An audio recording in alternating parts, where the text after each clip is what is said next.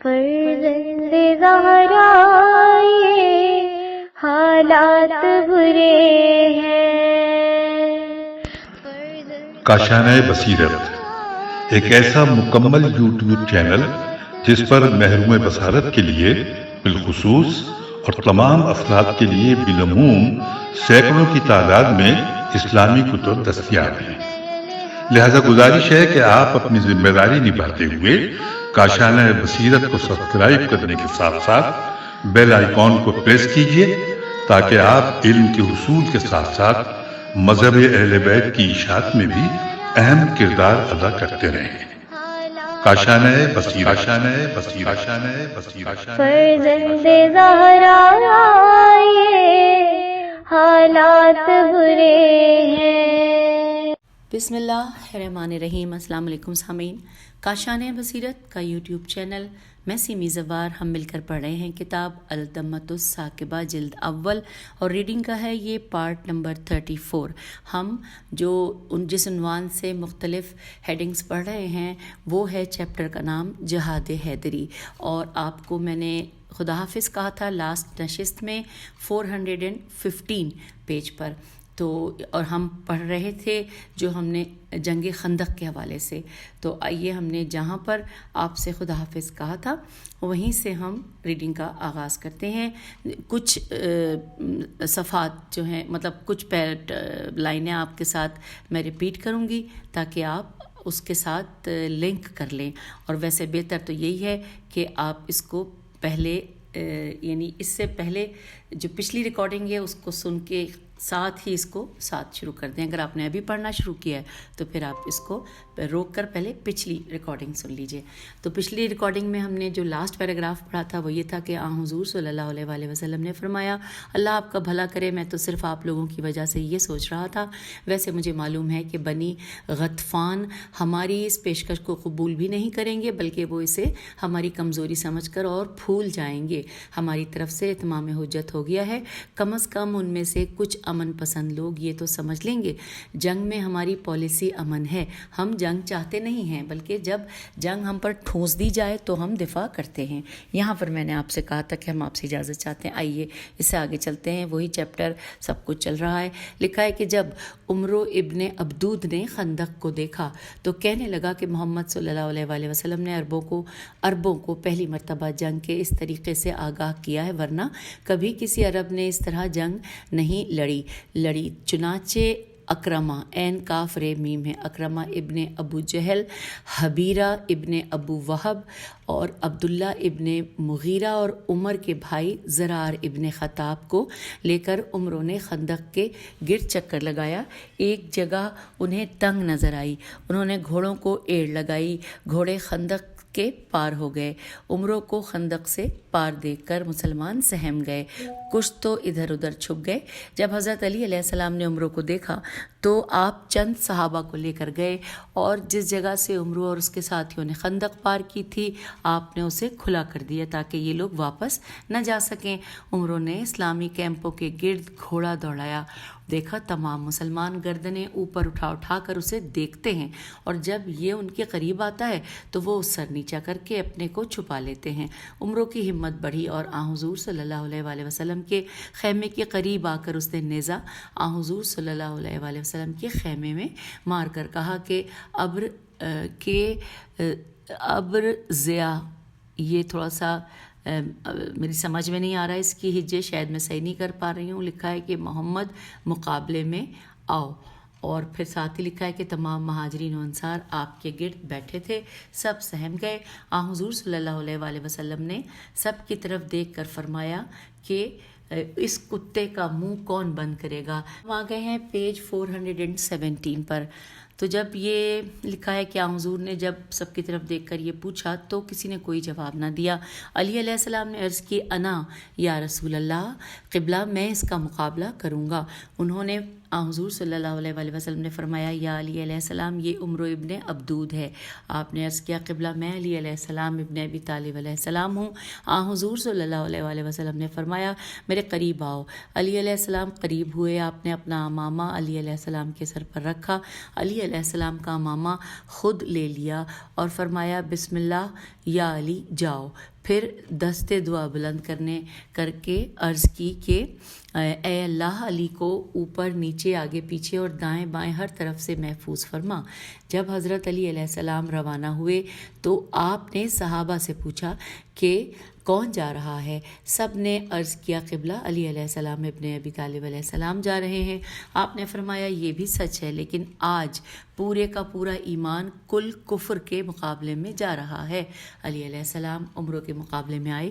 عمروں نے پوچھا تو کون ہے؟ آپ نے تعارف کرایا ابو طالب علیہ السلام کا بیٹا علی علیہ السلام ہوں. عمروں نے کہا کہ تیرے باپ کے ساتھ میرے بڑے اچھے تعلقات تھے، میں تجھے قتل نہیں کرنا چاہتا. علی علیہ السلام نے فرمایا کہ تو قتل نہیں کرنا چاہتا، لیکن میں تجھے اس وقت تک قتل کرنے کی خواہش کرتا رہوں گا کہ جب تک تو اپنی حالت کفر پر ہے. میں نے سنا ہے کہ تو نے غلاف کعبہ ہاتھ میں لے کر قسم کھائی ہے کہ میرا مقابل مجھ سے جو بھی 3 خواہشات کرے گا میں ایک ضرور مان لوں گا. عمروں نے کہا کہ واقعاً میں نے یہ قسم کھا رکھی ہے اور میں آج تک اس پر قائم ہوں. تو اپنی خواہشات پیش کر، میں تیری ایک خواہش ضرور پوری کروں گا. علی علیہ السلام نے فرمایا کہ میری پہلی خواہش یہ ہے کہ تو دائرہ اسلام میں داخل ہو جا. پیج نمبر 418 پر ہم آ گئے ہیں کہ تو دائرہ اسلام میں داخل ہو جا. عمروں نے کہا کہ یہ میں کبھی قبول نہیں کر سکتا. تو علی علیہ السلام نے فرمایا کہ اپنے قبیلے کو لے کر واپس چلا جا اور نبی اکرم صلی اللہ علیہ وآلہ وسلم سے مقابلہ نہ کر. لکھا ہے عمروں نے کہا کہ عرب عورتیں تانا زنی کریں گی اور شعراء ہجویہ شعر لکھیں گے. تو علی علیہ السلام نے فرمایا کہ پھر میری طرح پیدل ہو کر مجھ سے مقابلہ کر. یہ سن کر عمرو بپھرا اور گھوڑے سے اترا. گھوڑے کی کونچیں کاٹ ڈالی اور مقابلہ شروع کر دیا. یہ مقابلہ اتنا سنگین تھا کہ میدان جنگ میں اس قدر غبار چھا گیا کہ دونوں مقابلہ کرنے والوں میں سے کوئی بھی نظر نہیں آتا تھا. جناب جابر انصاری سے مروی ہے کہ اسی دوران علی علیہ السلام کی صدائے تکبیر بلند ہوئی. میں نے سمجھ لیا کہ علی علیہ السلام نے عمروں کو فنار کر دیا ہے. لیکن جب غبار جنگ چھٹا اور ہم نے دیکھا تو عمروں کے سینے پر حضرت علی علیہ السلام بیٹھے ہوئے تھے. پھر ہم نے دیکھا تو علی علیہ السلام عمروں کے سینے سے اٹھ کھڑے ہوئے اور دائیں بائیں ٹہلنے لگے. صحابہ میں چہمنگوئیاں شروع ہو گئیں، طرح طرح کی باتیں بننے لگیں. کچھ دیر بعد پھر مقابلہ شروع ہوا. اس مرتبہ علی علیہ السلام نے عمروں کو کھڑے ہوتے ایسی ضرب لگائی کہ عمروں کا سر جسم سے جدا ہو کر دور جا گرا. صدائے تکبیر بلند ہوئی.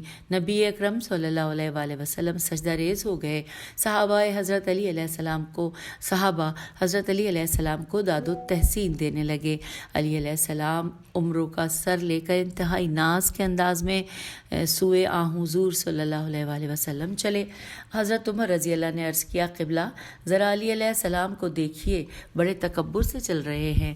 تو حضور صلی اللہ علیہ وآلہ وسلم نے فرمایا عمر تجھے علی علیہ السلام اس رفتار میں اچھا نہیں لگ رہا ہوگا، لیکن تجھے معلوم ہونا چاہیے کہ اس وقت کی یہ رفتار علی علیہ السلام نگاہ قدرت میں بڑی ممدوح اور حسین ہے، کیونکہ علی علیہ السلام اس شخص کو قتل کر کے آ رہا ہے جس کے قتل پر حیات اسلام کا دار و مدار تھا، اور تم لوگوں میں سے کوئی بھی اس کے مقابلے پر جانے کو تیار نہ تھا.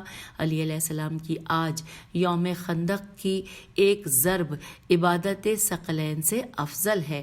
جب علی علیہ السلام آ گئے حضور صلی اللہ علیہ وآلہ وسلم نے اٹھ کر علی علیہ السلام کا استقبال کیا، پیشانی کا بوسہ لیا اور فرمایا کہ یا علی علیہ السلام جب تو نے عمروں کو گرانے کے بعد چھوڑ دیا تھا، یہ صحابہ بہت پریشان تھے، طرح طرح کی باتیں بنا رہے تھے، ذرا وضاحت کر دو کہ کیوں چھوڑ دیا تھا. تو اس پر علی علیہ السلام نے عرض کیا کہ قبلہ جب میں اسے گرا کر اس کے سینے پر سوار ہوا اور تلوار چلانے کا ارادہ کیا تو اس نے لعاب دہن سے جسارت کی. مجھے غصہ آ گیا. جو ہی غصہ آیا میں اٹھ کھڑا ہوا. میں نہیں چاہتا تھا کہ جسے میں نے صرف رضائے الہی کی خاطر زیر کیا ہے اسے قتل کرنے میں میرا ذاتی غصہ بھی شامل ہو.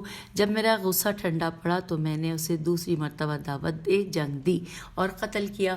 حضرت عمر رضی اللہ نے کہا کہ یا علی علیہ السلام عمروں کی زرہ بڑی قیمتی تھی، پورے عرب میں اس جیسی زرہ نہ ملے گی. آپ نے اس کی تلوار لی، نہ سامان جنگ لیا، نہ لباس لیا اور نہ ذرا لی، کم از کم یہ سامان تو لے لیا ہوتا۔ علی علیہ السلام نے فرمایا کہ جب میں نے اسے گرایا تھا اور اس کے سینے پر بیٹھا تھا تو اس نے درخواست کی تھی کہ یا علی علیہ السلام میری لاش کو برہنہ نہ کرنا، تو مجھے شریف النفس نظر آتا ہے، اس لیے سوال کر رہا ہوں۔ چونکہ اس نے درخواست کی تھی اس لیے میں نے اس کی لاش کو برہنہ نہیں کیا۔ ارشاد شیخ مفید میں ربیہ سعدی سے مروی ہے کہ میں جناب حذیفہ یمانی کے پاس آیا اور اسے کہا کہ اہل بصرہ ہمیں غالی غین الف لام چھٹیے ہونے کا تانا دیتے ہیں، آپ مجھے علی علیہ السلام کی کوئی ایسی فضیلت بتائیں کہ میں انہیں سناؤں اور وہ قائل ہو جائیں۔ جناب حذیفہ نے کہا کہ اے ربیہ، تو مجھ سے اس ہستی کے بارے میں کیا پوچھتا ہے اور میں کیا بتاؤں گا جس کے متعلق ترجمان وحی زبان پیغمبر صلی اللہ علیہ وآلہ وسلم نے یہ فرمایا ہو کہ اگر علی کا صرف ایک عمل میزان عدل کے ایک پلڑے میں رکھ دیا جائے اور آدم علیہ السلام سے لے کر قیامت تک تمام انسانوں اور جنوں کے اعمال دوسرے پلڑے میں رکھ دیے جائیں تو علی علیہ السلام کا ایک عمل ان سے زیادہ وزنی ہوگا۔ میں نے کہا حذیفہ یہ تو کیا کہہ رہا ہے؟ جناب حذیفہ نے کہا کہ میں غلط نہیں کہہ رہا، اہل بصرہ کے ادو عین دال واو ہے، ادو صحابہ عمر، ابو بکر یا میں خود حذیفہ اس دن کہاں تھے جب میدان خندق میں عمرو للکار رہا تھا؟ اس نے چند بزرگوں کے نام لے کر بھی للکارا تھا۔ نبی اکرم صلی اللہ علیہ وآلہ وسلم بھی ہمیں اس کے مقابلے میں جانے کو فرماتے رہے، لیکن 3000 صحابہ میں سے ایک بھی تو عمرو کا مقابلہ کرنے کی خاطر نہ اٹھا تھا، پھر بھی اگر گیا تو صرف علی علیہ السلام ہی گئے تھے۔ اگر گئے تو علی علیہ السلام ہی گئے تھے۔ جب علی علیہ السلام عمروں کے مقابلے میں جا رہے تھے اس وقت حضور صلی اللہ علیہ وآلہ وسلم نے علی علیہ السلام کو ایمان کل فرمایا، اور جب واپس آئے تو علی علیہ السلام کی ایک ضرب کو عبادت ثقلین سے افضل قرار دیا۔ ابو بکر ابن عیاش کہا کرتا تھا کہ اسلام میں 2 ضربیں ایسی لگائی گئی ہیں کہ ایک ضرب کی عزت میں اس کا مقابلہ کوئی ضرب نہیں کر سکتی، اور وہ ضرب ہے جو علی علیہ السلام نے عمرو ابن عبدود کو لگائی تھی، اور ایک ضرب کی بدبختی اور شہادت میں کوئی نظیر نہیں، اور وہ ضرب ہے جو ابن ملجم نے علی علیہ السلام کو لگائی تھی۔ ہم پیج نمبر 420 پر آ گئے ہیں، اور اب یہاں پر ہم اگلا ٹاپک یعنی پچھلی جنگ کے حوالے سے ختم ہو گئے، جنگ خندق، اور اب ہم جہاد حیدری کے عنوان سے 4 نمبر پہ یہاں پر ہیڈنگ جو لکھی ہے پڑھتے ہیں۔ ہیڈنگ ہے جنگ خیبر۔ آئیے مل کر اس کا مطالعہ کریں۔ یوں تو جنگ خیبر تفصیل کے ساتھ ہم سابقاً پیش کر چکے ہیں، اس جگہ چونکہ 2-1 روایات ایسی آ گئی ہیں کہ جو سابقاً پیش نہیں کی گئیں، اس لیے انہیں پیش کر رہے ہیں۔ شیخ طوسی نے امالی میں مکحول میم کاف ہے واو لام سے روایت کی ہے کہ یہودیوں میں مرہب بے مثال اور بے نظیر بہادر تھا۔ تمام یہودیوں نے مرہب ہی کے بلبوتے پر اسلام سے مخالفت کی تجویز کی تھی۔ قد و قامت میں اس جیسا کوئی قداور نہ تھا۔ یہ ڈھال کی جگہ سر پہ ایک بڑی پتھر کی چٹان رکھتا تھا۔ مرہب کا دایا جو کاہنہ بھی تھی اس نے اسے کہہ رکھا تھا کہ تو دنیا کے جس بھی بہادر سے لڑے گا کبھی مغلوب نہ ہوگا، ہاں حیدر نامی کسی شخص کے مقابلے میں نہ جانا، تیرا قاتل جب بھی کوئی ہوا وہ حیدر نامی ہوگا۔ جنگ خیبر میں اس کا طریقہ واردات پہلے تو یہ رہا کہ حضور صلی اللہ علیہ وآلہ وسلم کی طرف سے جو بھی جنگ کرنے کو جاتا تھا مرہب قلعے سے باہر آ کر صرف اتنا کہتا تھا کہ میں مرہب ہوں، آؤ، یہ کہہ کر وہ 1-2 قدم تیزی سے اٹھاتا اور مسلمان کے سالار بھاگ کھڑے ہوتے تھے۔ جب علی علیہ السلام اس کے مقابلے میں پیش آئے تو اس نے اپنا پہلا سا طریقہ استعمال کیا، لیکن علی علیہ السلام پیچھے دوڑنے کے بجائے آگے کو بڑھے۔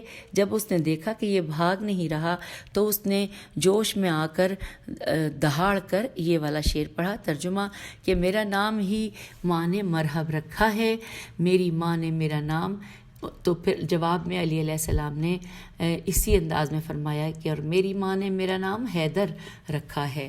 پھر لکھا ہے کہ حیدر کا نام سنتے ہی یہ ڈھیلا پڑ گیا اور پیچھے کو دوڑنے لگا۔ یہ دیکھ کر مسلمان کے حوصلے بلند ہو گئے اور یہودیوں کو پسینہ آنے لگا۔ مرحب بھاگتا جا رہا تھا کہ شیطان ایک یہودی عالم کے لباس میں سامنے آیا اور پوچھنے لگا کہ کیا بات ہے، کیوں کر دوڑ رہا ہے؟ کل تک تو کسی کو ٹکنے نہ دیتا تھا، آج کیا ہو گیا؟ لکھا ہے کہ مرحب نے کہا کہ آگے سے ہٹ جا، مجھے جانے دے، وہ حیدر ہے۔ شیطان نے کہا کہ کیا ہو رہا ہے، تیرے حواس ٹھکانے ہیں؟ مجھے جانے دے، وہ حیدر ہے، یہ کیا بات ہے؟ اس نے شیطان کو دھکا دینا چاہا اور کہا جلدی ہٹ، وہ آ جائے گا، وہ حیدر ہے۔ شیطان چند قدم پیچھے کو ہٹ گیا اور کہنے لگا کہ جب تک سیدھی بات نہیں بتائے گا نہیں جاؤں گا۔ مرحب نے کہا بات کیا ہے؟ وہ حیدر ہے اور جس کا نام حیدر ہوگا میں اس سے نہیں لڑوں گا۔ شیطان نے مذاق اڑانے کے انداز میں کہا کہ ارے جاہل، یہ کیا ہے؟ اگر دنیا کا ہر انسان اپنا نام حیدر رکھ لے تو سر پہ تو دوپٹہ اوڑھ کر اندر بیٹھ جائے گا۔ ہم آ گئے پیج نمبر 421 پر۔ تو لکھا ہے کہ مرحب نے کہا کہ نہیں، یہ بات نہیں ہے، مجھے میری ماں، میری دائی اماں نے بتایا ہے کہ حیدر نامی شخص تیرا قاتل ہوگا۔ شیطان قہقہا مار کر ہنسا اور کہا کہ اب بات سمجھ آئی ہے کہ تیری دائی اماں نے تجھے سبق دیا ہے، بے وقوف کہیں کا، عورتوں کی باتوں میں آ کر اپنی قوم کو ڈبو رہا ہے۔ تجھے معلوم نہیں کہ عورتیں ایک دن میں کتنے جھوٹ بولتی ہیں اور کتنے مکر کرتی ہیں؟ کیا معلوم کہ تیری دائی اماں اندرونی طور پر مسلمانوں سے ملی ہوئی ہو اور وہ تجھے حیدر سے ڈرا کر قوم کی توہین کرنا چاہتی ہو۔ پھر لکھا ہے کہ مرحب نے کہا کہ مولوی صاحب آپ مفت میں میرا وقت برباد کر رہے ہیں، وہ آ جائے گا، میں کہاں جاؤں گا؟ مسلمان بیچارے تو اب پیدا ہو رہے ہیں اور وہ غریب بچپنے سے مجھے سمجھا رہی ہے۔ شیطان نے کہا اچھا جلدی بھاگ جا، پھر عرب کی عورتیں اور عرب کے شعراء تیرے متعلق جو کچھ لکھیں گے اس سے گھبرانا نہیں، میرا کام تجھے سمجھانا تھا اور وہ میں نے کر دیا۔ مرحب کے قدم رک گئے اور سوچنے لگا کہ بات تو مولوی صاحب کی سچی معلوم ہوتی ہے، تو کیا بھروسہ کہ عورت ذات ہے، اسے کیا معلوم کہ حیدر کسی ایک کا نام ہے یا بہت سے حیدر موجود ہیں؟ یہ تو جا کے تمام بچوں کو بتا دے گا اور بچے گلیوں میں تالی بجا کر حیدر حیدر کہہ کے مجھے پاگل کر دیں گے۔ اس پاگل پن سے بہتر یہی ہے کہ مقابلہ کروں، اگر مارا گیا تو بھی اس پاگل ہونے سے نجات مل جائے گی، اور مار دیا تو دایا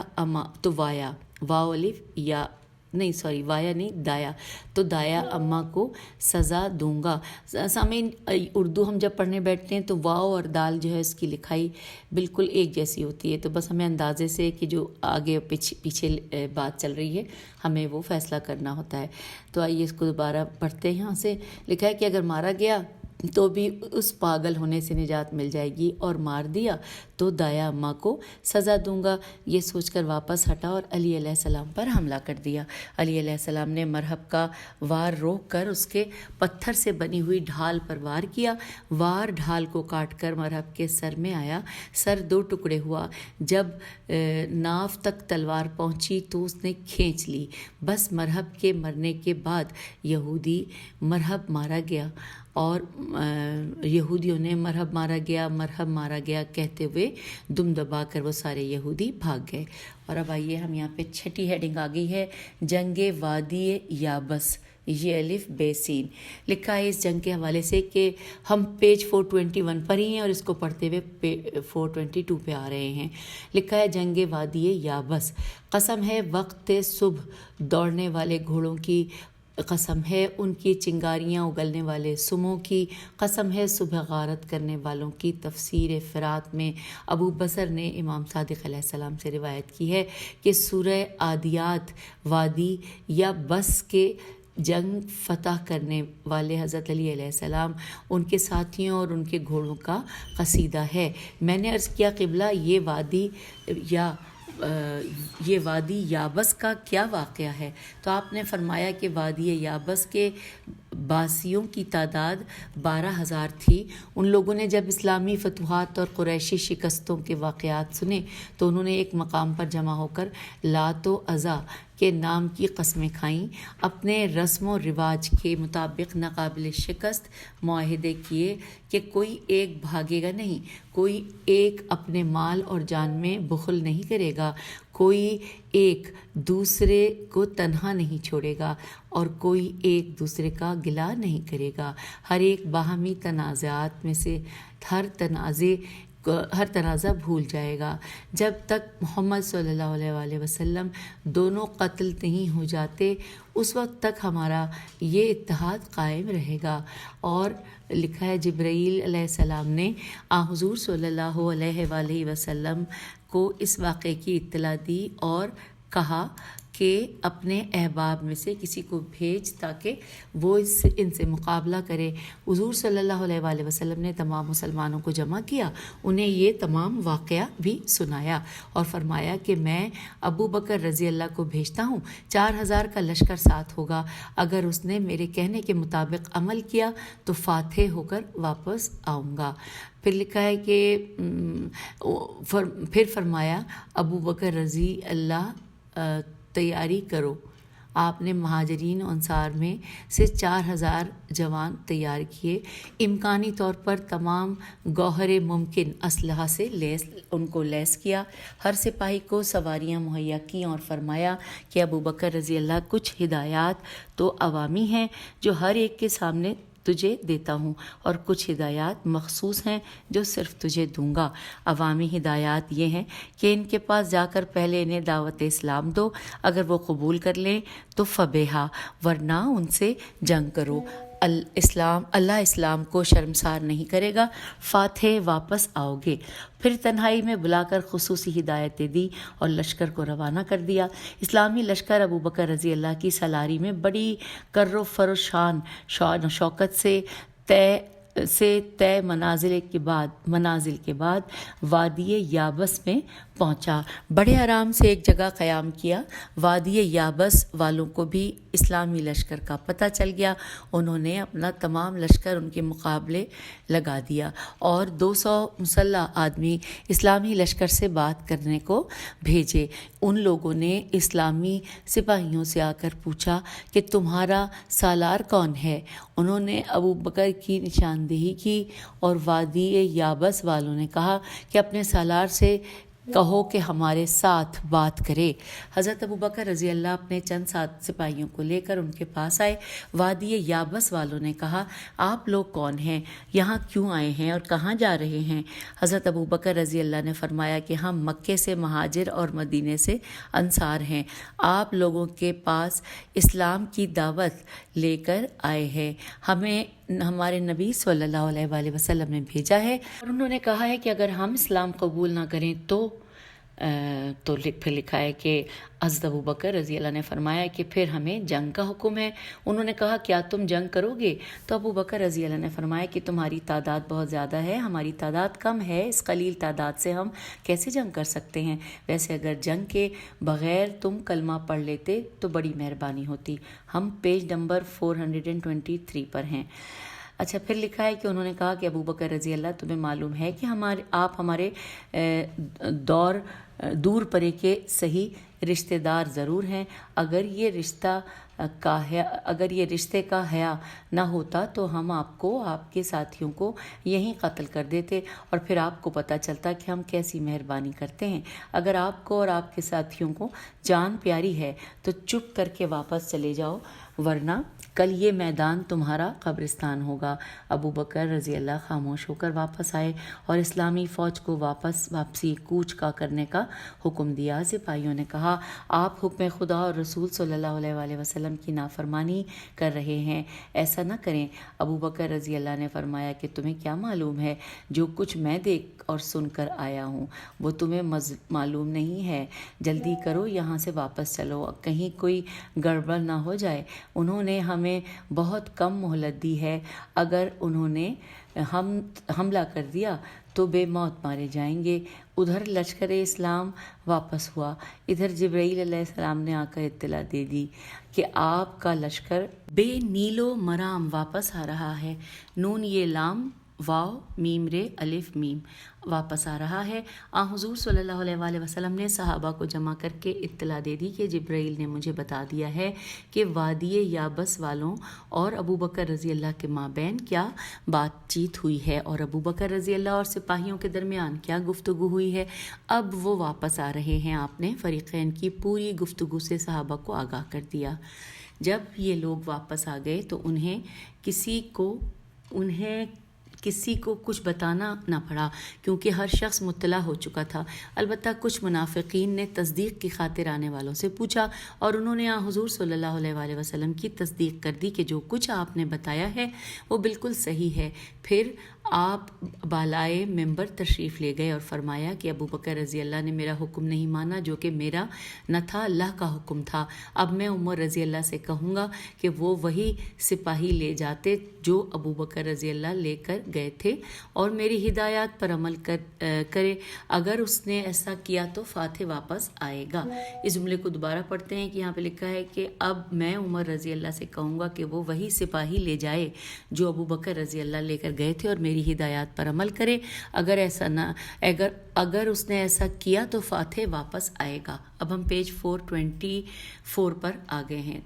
حضرت عمر رضی اللہ گئے، وادی یابس والوں نے وہی گفتگو کی جو ابو بکر رضی اللہ سے کی تھی۔ عمر رضی اللہ نے واپسی کا حکم دیا، سپاہیوں نے عمر رضی اللہ سے بھی وہی گفتگو کی اور عمر رضی اللہ نے بھی وہی جواب دیا جو ابو بکر رضی اللہ نے دیا تھا۔ ادھر یہ لوگ واپس ہوئے، ادھر جبرائیل علیہ السلام نے حضور صلی اللہ علیہ وآلہ وسلم کو ان کی واپسی سے بھی مطلع کر دیا۔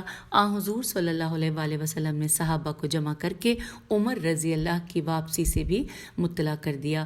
جب یہ لوگ مدینہ پہنچ گئے تو حضور صلی اللہ علیہ وآلہ وسلم پھر بالائے ممبر تشریف لے گئے اور حمد و ثناء الہی کے بعد آپ نے فرمایا کہ ابو بکر رضی اللہ کی طرح عمر رضی اللہ نے بھی وہی کام کیا جو منشائے خدا اور رسول اکرم صلی اللہ علیہ وآلہ وسلم کے خلاف تھا۔ اب میں اسی لشکر کے ساتھ علی علیہ السلام کو وادی یابس بھیج رہا ہوں اور علی علیہ السلام کو وہی عمومی اور خصوصی ہدایات دیں جو ابو بکر اور عمر رضی اللہ کو دی تھیں، اور حضرت علی علیہ السلام کو وادی یابس بھیج دیا۔ وہی لشکر جو پہلے 2 مرتبہ جا چکا تھا علی علیہ السلام کے ساتھ تھا۔ بیچارے تازہ دم سپاہی مفت میں گھوڑے دوڑا دوڑا کے خستہ حال ہو چکے تھے، لیکن علی علیہ السلام نے جو رفتار رکھی اس نے انہیں اور بھی بدحال کر دیا۔ 2 دنوں کا سفر آپ نے 1 دن میں طے کر لیا۔ سپاہیوں نے شکوہ کیا، یا علی علیہ السلام اسی راہ پر ہم اور ہماری سواریاں دوڑ دوڑ کے بے حال ہو چکے ہیں، اگر آپ کی رفتار یہی رہی تو ہم راستے ہی میں مر جائیں گے۔ پھر لکھا ہے کہ آپ نے فرمایا کہ گھبراؤ مت، خیبر سے زیادہ غنیمت ملے گی اور ہم فتح کیے بغیر واپس نہیں پلٹیں گے۔ جب آپ وادی یابس پہنچے تو انہیں بھی پتہ چل گیا کہ اب علی علیہ السلام آئے ہیں، لیکن حسب معمول انہوں نے 200 آدمی مذاکرات کی خاطر بھیجے اور واپس جانے کو کہا۔ علی علیہ السلام نے فرمایا کہ جو واپس جانے والے تھے وہ چلے گئے ہیں اور میں یا تمہیں دفن کر کے جاؤں گا یا میری لاش یہاں سے جائے گی۔ انہوں نے پوچھا آپ ہیں کون؟ تو علی علیہ السلام نے فرمایا کہ میں برادر رسول صلی اللہ علیہ وآلہ وسلم اور داماد نبی صلی اللہ علیہ وآلہ وسلم علی ابن ابی طالب علیہ السلام ہوں۔ انہوں نے کہا اچھا، ہمیں اب پتہ چلا، ہم نے آپ کو غلط مشورہ دیا ہے، ہم تو آپ کی تلاش میں آنے والے تھے، آپ خود چل کر ہمارے پاس آ گئے ہیں۔ ہمیں لات و عزا کی قسم، آپ بالکل نہ جائیں اور کل ہماری اور آپ کی جنگ ہوگی۔ پھر لکھا ہے کہ حضرت علی علیہ السلام نے فرمایا کہ دیکھو اسلام قبول کر لو، ضد اچھی نہیں ہوتی۔ اب ہم آگے پیج 425 پر لکھا ہے، انہوں نے کہا کہ اب باتیں کرنے کا کوئی فائدہ نہیں ہے، ہمیں اپنا مطلوب مل گیا ہے، کل صبح میدان جنگ میں ہماری آپ سے ملاقات ہوگی اور پھر جیسے لات و عزا نے فیصلہ کیا ہمیں قبول ہوگا۔ حضرت علی علیہ السلام نے فرمایا کہ ٹھیک ہے۔ وہ لوگ واپس چلے گئے اور حضرت علی علیہ السلام واپس اپنے خیمے میں آ گئے، مصلی عبادت بچھایا اور عبادت میں مصروف ہو گئے۔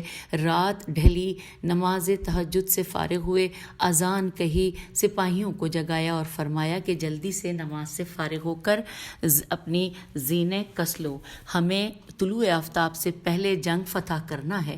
سپاہی مصروف کار ہو گئے۔ آدھا گھنٹے میں اسلامی فوج تیار ہوئی اور آپ نے حملے کا حکم دے دیا۔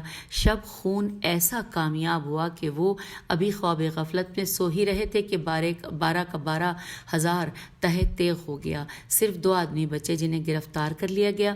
بچوں اور عورتوں کو قید کر لیا گیا اور تمام مال و اسباب لوٹ لیا گیا.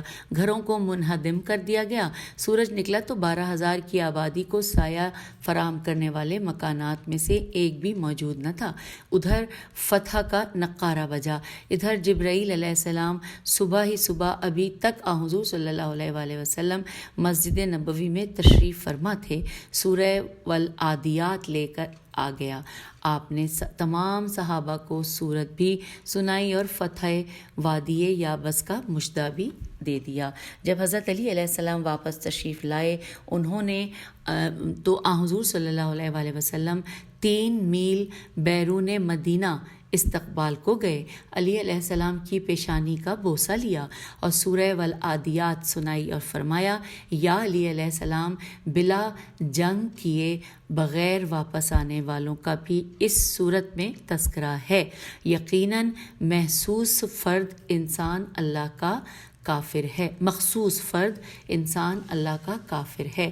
اور پھر یہاں پہ عربی ہی لکھی ہوئی ہے جس کا ساتھی ترجمہ ہے کہ اللہ اس کا گواہ ہے کیا وہ نہیں جانتا کہ جب تمام افراد کو قبروں سے اٹھایا جائے گا جو کچھ سینوں میں پوشیدہ ہے وہ اگلوایا جائے گا. یقیناً اللہ ان کی نسبت ان کے رازوں سے زیادہ باخبر ہے. تو یوں سامعین ہم نے جو اب اس وقت مکمل کیا ہے ٹاپک وہ ہے جنگ وادی یابس. اور یہ صفحہ نمبر جیسا کہ آپ کو میں نے پہلے بتایا تھا وہ ہے صفحہ نمبر 425. یہاں پر اب ہم آپ سے اجازت چاہتے ہیں. اگلی نشست میں ہم پڑھنے جا رہے ہیں جنگ وادی ذی خشب. اجازت دیجیے. خدا حافظ. فی امان اللہ.